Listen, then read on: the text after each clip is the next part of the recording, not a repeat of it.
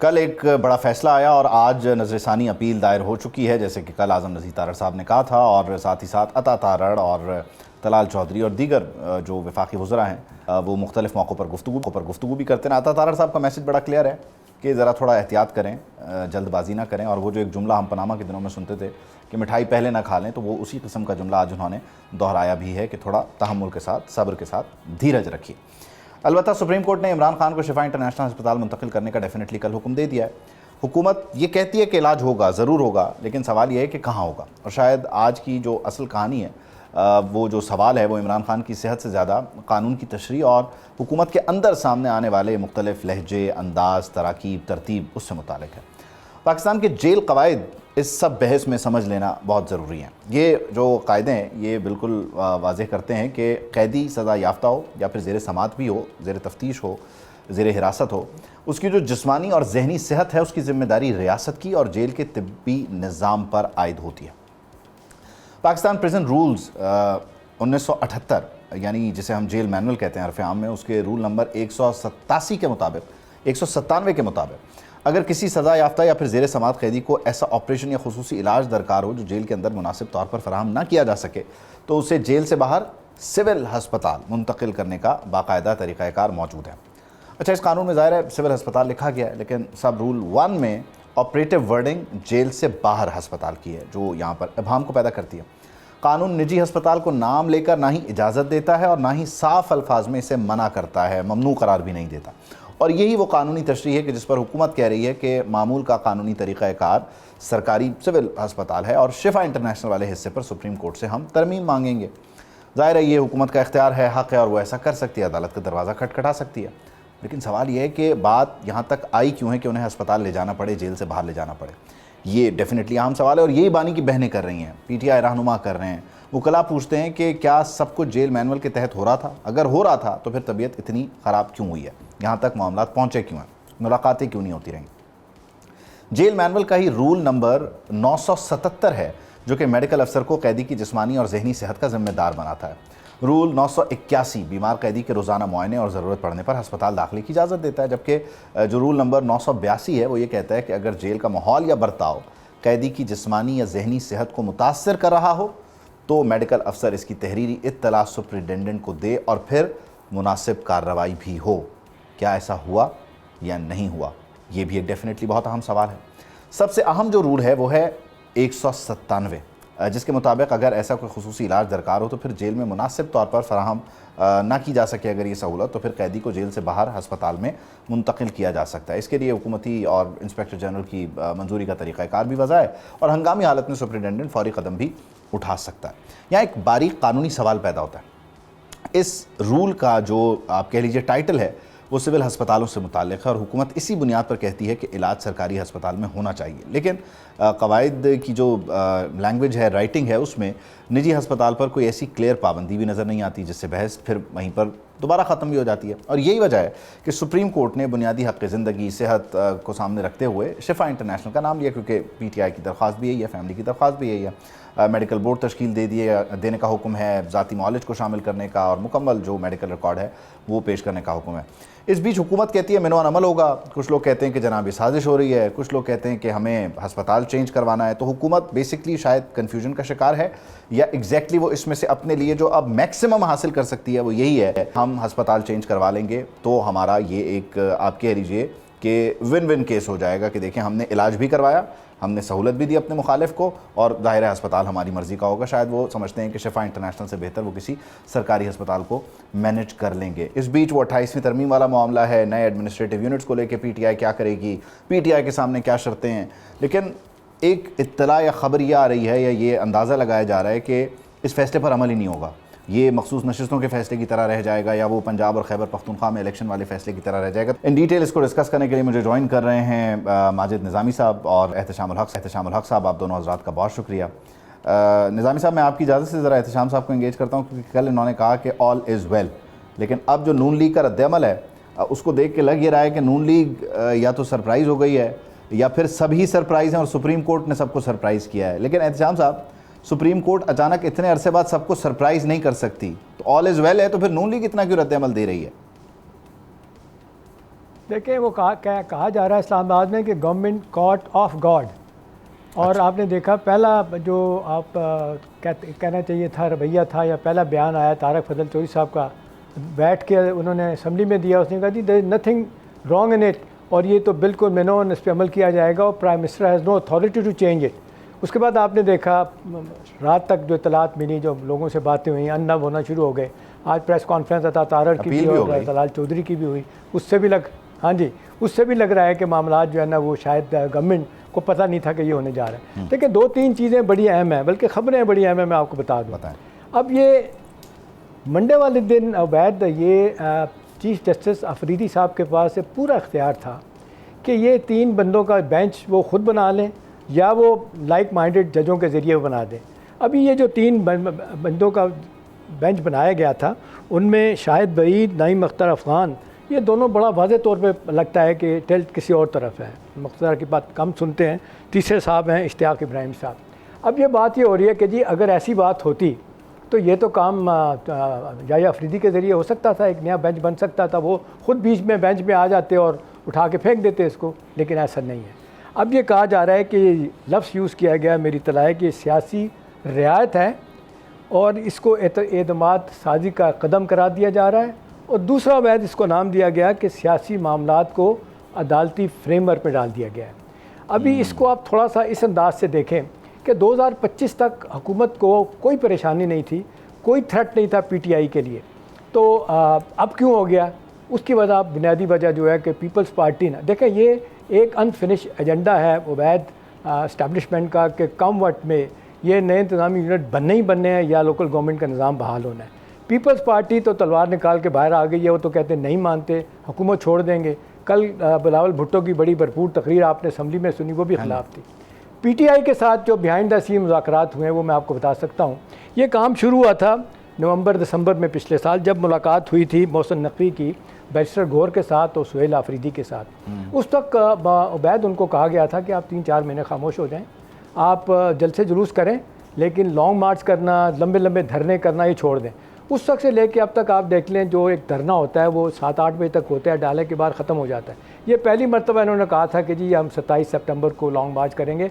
उसको भी कहा जा रहा है, मेरी इत्तला है कि वो उसको यौम तशक्कर में बदलने वाले हैं। ठीक है, अच्छा उस वक्त जब मुलाकातें हुई थी उनको कहा गया था, उस वक्त कहा गया था इनको अपना मोहसिन नकवी साहब की तरफ से कि 3-4 महीने आप खामोश हो जाएँ। उबैद बीच में अमेरिका और ईरान की जंग आ गई, फिर मोहसिन नकवी ने इनको यही बताया कि अभी थोड़ा रुक जाए। अब जाहिर सी बात है, ये ईरान और अमेरिका वाला मामला तो इस तरह ही चलेगा, कभी होगी कभी नहीं होगी, वो सूरत हाल बदल गई। अब दोबारा से चीज़ें वापस आना शुरू हो गई हैं। अब इनको ये कहा गया कि जी भी ठीक है, जो दोबारा इनकी मुलाकात हुई है, एक इत्तलात तो ये भी है मेरी कि लीमा बीबी से भी मुलाकात हुई है। ठीक है, अच्छा, बीच में मुलाकात हुई थी और गौहर साहब के साथ तो मुस्तकिल, और इसमें आप देख लें सुहेल आफरीदी। अब ये चीज़ें तय हो गई हैं बड़े वाज़े तौर पर कि ये किसी सूरत में भी जो है ना वो जलसे जुलूस लंबे नहीं होंगे। और पीपल्स पार्टी के साथ मैं आपको ये बता सकता हूँ कि शायद नाराज़गी बहुत पीपल्स पार्टी को ऑल आउट करते हैं तो भी सेनेट में तो फिर आएगा ना मामला, मतलब इस तरह पीपल्स पार्टी जाने तो नहीं देगी। खैर, आपकी ये खबर जाहिर है, इसको हम रिकॉर्ड का हिस्सा बनाएं। मैं ज़रा निज़ामी साहब को शामिल गुफ्तगू करूँ। निज़ामी साहब, एक आखिरी बात कर लूँ, अगर आखिरी कर लें और मुख्तसर आखिरी बात कर लूँ, इसमें मुख्तर करना है, एब्सोल्युटली राइट। देखें, इसमें जो पीटीआई के साथ तय हुआ है ना, पीटीआई वाले जो है ना वो बिल्कुल इस बात पे मान गए। उनके एजेंडे में भी है, उनके मैनिफेस्टो में भी है कि नए सूबे बनने चाहिए, लोकल गवर्नमेंट का निज़ाम। अब ये कहा जा रहा है कि पीटीआई के साथ इस मामले को डील करना आसान है। ये चेंज ऑफ हार्ट, मैं आपको बुनियादी बात बताना चाह रहा हूँ कि 2025 तक कोई मसला नहीं था। अब क्योंकि पीपल्स पार्टी पैदा कर रही है और तो नतीजा नेचुरली अलाइन हो जाती है नए सूबों के साथ। डेफिनेटली निज़ामी साहब, ये सारी बातें एक तरफ कि ये ऐसे हो गया वैसे हो गया, उससे मिल ली है इससे मिल ली है। एक साहब ने ये खबर दी थी कि जो मखसूस नशिस्तों वाला फ़ैसला है उस पर अमल नहीं होगा। फिर आपने देखा कि उसमें बाद में किस तरह से चीज़ें होती गई और वो फिर उस तरह अमल नहीं हुआ, लेकिन उस पर जैसा चाहते थे वैसा अमल हो गया, यानी मखसूस नशिस्तों का फ़ैसला हो गया। वही कल ये दावा कर रहे थे कि इसको भी आप छोड़ दें, इस पर कोई अमल दरामद आप जो है फ़िक्र ना करें कि कुछ ज़्यादा नहीं मिलने वाला। तो ये दो बहुत ही कॉन्ट्रडिक्टरी मामलात हैं ना, सिमतें हैं। अब क्या अमल नहीं होगा और क्या इसको एक लाइक माइंडेड बेंच कह के इस फैसले को पीछे कर दिया जाएगा और कोई नया रास्ता निकाल लिया जाएगा?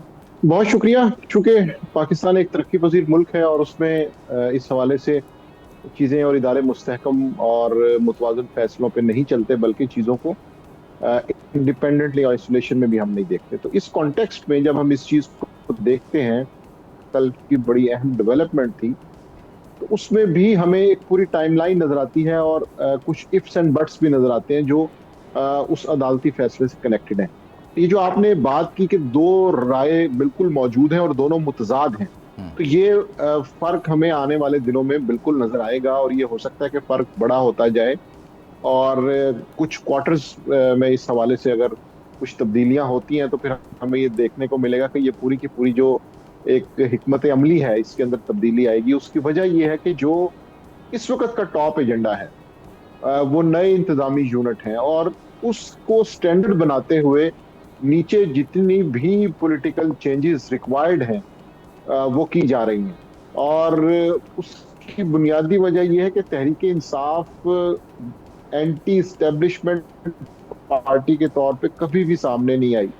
ये 3 एक साल में उनका एक ऐसा इशू हुआ, अदरवाइज वो नेचुरली इस्टेब्लिशमेंट के साथ अलाइन नजर आते हैं। तो उनके लिए ये बिल्कुल एक अपॉर्चुनिटी है कि जिसके अंदर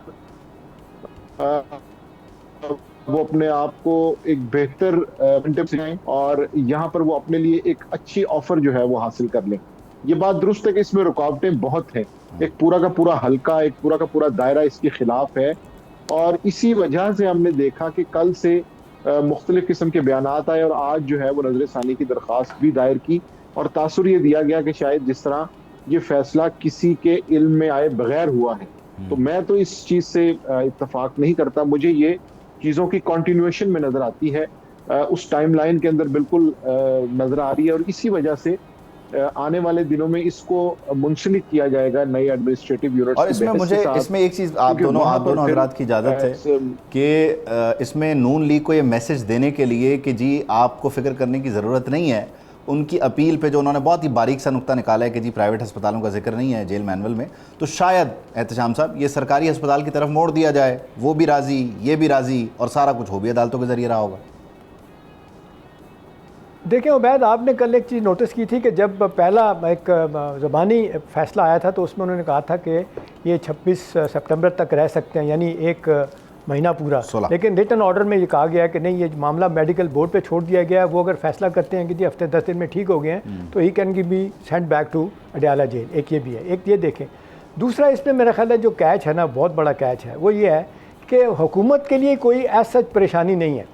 मेरी तलाह है, मुझे बताया गया है कि शहबाज शरीफ साहब पहरा देंगे इस बात पे कि अगर ये नए इंतज़ामी यूनिट बनते हैं या लोकल गवर्नमेंट का निज़ाम आता है, कोई मुखालफत नहीं होगी। कल आपने बड़ा ग्रिल किया था उसको, भट्ट साहब को, सेनेटर भट्ट को, नासिर भट्ट को, वो लगे हुए थे एक ही बात में, साजिश। वो साजिश भी पता चल गई क्या है। उनको लग रहा है कि जो नवाज शरीफ साहब ने आज़ाद कश्मीर तकरीरें की थी, शायद एक दफ़ा फिर उनके ऊपर, भाई वो तो आउट ही हो गए हैं। आपने तो अपने भाई को बना दिया चीफ मिनिस्टर, अपनी बेटी को बना लिया, नतीजतन आप रहबर के तौर पर रहेंगे। इससे ज़्यादा और क्या साजिश हो सकती है? कुछ भी नहीं है इसमें। हाँ, एक अलबत्ता बहुत अहम बात है कि जो इस वक्त परेशानी है, आपके लिए हैरत होगी उबैद के कुछ वज़रा हमसे पूछ रहे हैं यार हमें बताएं ये हुआ क्या है, कैसे गेम बन गई। तो ये है कि जिस तरह अभी माजिद साहब भी बात कर रहे हैं कि ये ऐसा नहीं है कि किसी को कुछ पता नहीं था।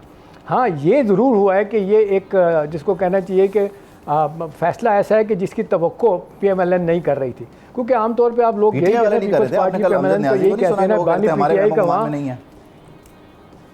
जी हाँ, PTI का जेल में रहना अपना, वो कहते हैं कि ये तो उनकी इंश्योरेंस पॉलिसी है, इससे कभी पीछे नहीं हटेंगे। अच्छा, इसमें तो गवर्नमेंट तो नहीं जा रही, अपरेंटली लग रहा है कि मामला ठीक है, शहबाज शरीफ साहब साथ खड़े हैं, PTI को मिला के जो है ना अगला एजेंडा पूरा करना। ये जो सारा अरेंजमेंट है निज़ामी साहब, इसमें जाहिर है अगर जो हम इसको जिस तरह से डॉट्स को कनेक्ट कर रहे हैं तो शायद एक ही चीज़ मांगी गई है, या आप कह लें मैक्सिमम 2 चीज़ें। एक ये कि आपने बिहेव करना है, और सेकेंडली ये कि जो हमारा एजेंडा है एडमिनिस्ट्रेटिव यूनिट्स का, आपने उसके साथ अलाइन रहना है।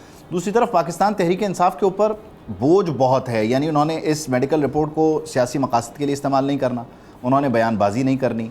तो आप समझते हैं ये तहरीक इंसाफ के लिए बहुत बड़ा टेस्ट केस है अपना रास्ता, अपनी जगह वापस हासिल करने के लिए, या शायद अपना एक्सेस दोबारा गेन करने के लिए मुताल्लिका जगहों पे? निज़ामी साहब जी बिल्कुल, ये बात दुरुस्त है आपकी कि ये वाकई एक टेस्ट केस है। उसकी वजह ये कि हमारे पास PDM 1 की एग्जाम्पल है कि जहां पर हमने देखा कि वोट को इज्जत दो की एक कैंपेन बहुत हाई लेवल तक गई।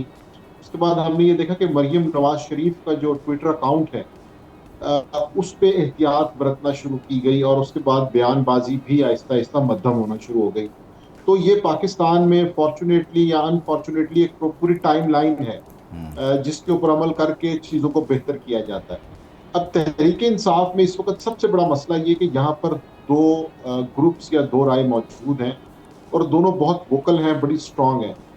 वो तमाम लोग जो गवर्नमेंट से प्रोग्रेसिव वे में डील करना चाहते हैं, अग्रेशन के साथ आगे जाना चाहते हैं, 26 नवंबर का नुक्ता जिनके सामने है, वो तो ये चाहेंगे कि ये सारा कुछ नाकाम हो ताकि उनका नुक्ता नज़र दोबारा जो है वो मकबूलियत पा सके। लेकिन जो पार्लिमानी कमेटी है, पार्लिमान के अंदर जो लोग मौजूद हैं, वो ये खुलूस नीयत से चाहते हैं कि चीज़ों को अब बेहतर होना चाहिए। उसकी वजह ये कि बहुत वक्त गुजर चुका है, 3 साल एक लंबा अरसा होता है, और अगर अभी से कॉन्फिडेंस बिल्डिंग मेजर्स को शुरू किया जाएगा तो हो सकता है अगले इलेक्शन तक जाते जाते चीज़ें इतनी बेहतर हो जाएं कि तहरीक इंसाफ को उसका खोया हुआ सियासी मुकाम मिले।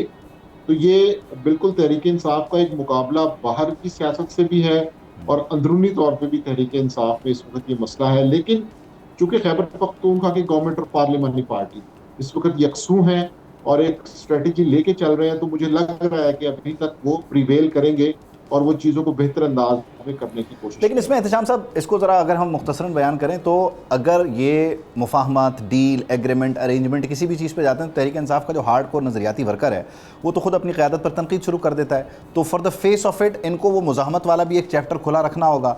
आपको नहीं लगता कि आखिर में जब नए सूबों एडमिनिस्ट्रेटिव यूनिट्स वाले मामलात पे आप जाते हैं और चीज़ें अचीव हो जाती हैं और ये इलाज भी हो जाता है, थोड़ा एक्सेस भी मिलता है, तो जो दूसरा ग्रुप है उसके अचानक इश्तियाल अंगेज़ बयानात से पूरी सिचुएशन चेंज हो जाएगी, हो सकती है, और शायद यही इस पूरे टायर में से हवा निकालने का तरीका और रास्ता हो? देखिए उबैद, एक बात तो बड़ी वाज़ेह तौर पे अब सामने आ गई कि जब आपने देखा कि पीटीआई की लीडरशिप एक तरफ हो गई थी और उसके बाद हलीमा बीबी ने जब सख्त बयानात शुरू किए देने, तो पीटीआई की लीडरशिप को उनके अपने वर्कर्स ने जिस तरह उनको रगेदा और जो उनके अपना क्या कहते हैं सोशल मीडिया पे लोग बैठों ने जिस तरीके से उन्होंने हलीमा बीबी की हमायत की, वो एक आपके सामने है। अब सूरत हाल जो इस वक्त है ना, एज़ वी स्पीक, इस वक्त वैद जो मफाहमती ग्रुप है ना, मुज़ाहमती ग्रुप के ऊपर हावी हो गया। पूरी फैमिली, हलीमा बीबी, सारी बहनें इंक्लूडिंग बानी पीटीआई, इमरान खान, मैं दावे से कह सकता हूँ ये सारे के सारे जो है ना, अब ये इनको अब सेकंड थॉट एक आया, बीमारी अपनी जगह पे।